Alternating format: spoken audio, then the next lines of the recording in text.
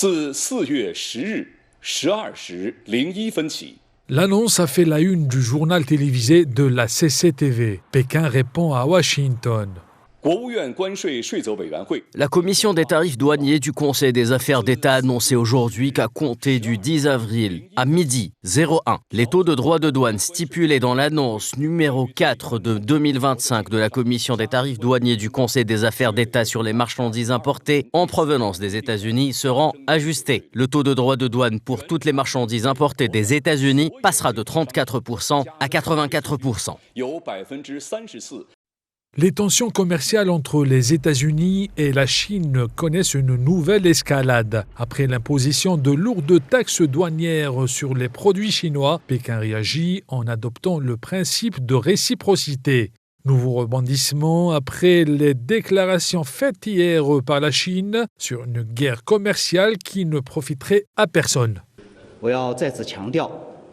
Je tiens à réitérer qu'il n'y a pas de gagnant dans une guerre commerciale ou tarifaire. Le protectionnisme n'offre aucune issue. Le peuple chinois ne provoque pas de troubles, mais nous n'en avons pas peur. Recourir à la pression, aux menaces et au chantage, ce n'est pas la bonne façon de dialoguer avec la Chine. La Chine prendra toutes les contre-mesures nécessaires pour défendre résolument ses droits et intérêts légitimes.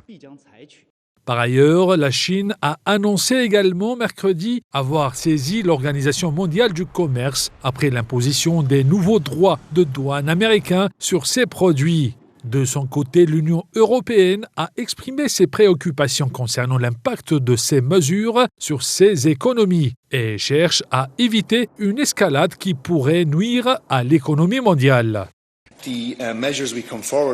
Les mesures que nous proposons atteignent leur objectif, à savoir minimiser les dommages ici, dans l'Union européenne, en nous donnant un maximum de poids dans nos négociations. Et je le répète et je le répéterai jusqu'à en perdre la raison, nous ne voulons pas de droits de douane, nous voulons les éviter, nous n'avons pas provoqué cette situation, nous essayons de la régler. Nous attendons que nos homologues américains s'engagent de manière significative. Les conséquences d'une telle guerre commerciale seraient multiples. Hausse des prix pour les consommateurs, réduction des échanges commerciaux et possible ralentissement de la croissance économique mondiale. Les entreprises internationales dépendantes des chaînes d'approvisionnement mondiales seraient particulièrement vulnérables aux nouvelles barrières commerciales.